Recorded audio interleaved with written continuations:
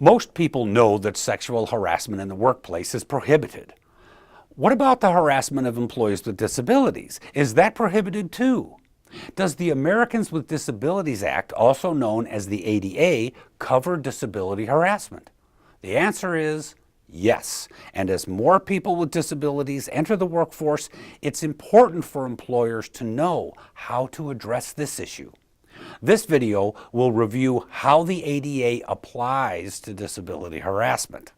Although the ADA does not specifically reference disability harassment, courts across the country have found the ADA prohibits disability harassment, also known as hostile work environment. This can range from a coworker calling an employee a derogatory name related to a disability, to physically harassing a person with a disability in the workplace. There are 5 components to a disability harassment claim. The employee has an ADA disability. The employee was subjected to unwelcome harassment. The harassment was based on the employee's disability. The harassment was sufficiently severe or pervasive to affect the person's employment, and some factual basis exists to link the harassment to the employer. In other words, the employer knew or should have known of the harassment and failed to take prompt remedial action. Now, this last factor is the one that employers should focus on. Employers must make affirmative efforts to prevent disability harassment from happening, and if it does happen, take prompt action to address it. How can the employer prevent disability harassment from happening?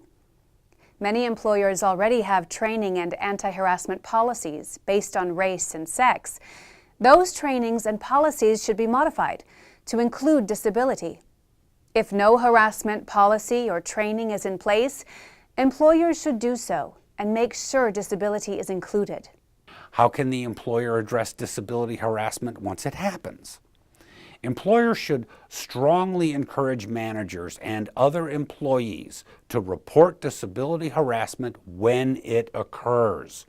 Once the disability harassment is reported, the employer must take swift action to address it.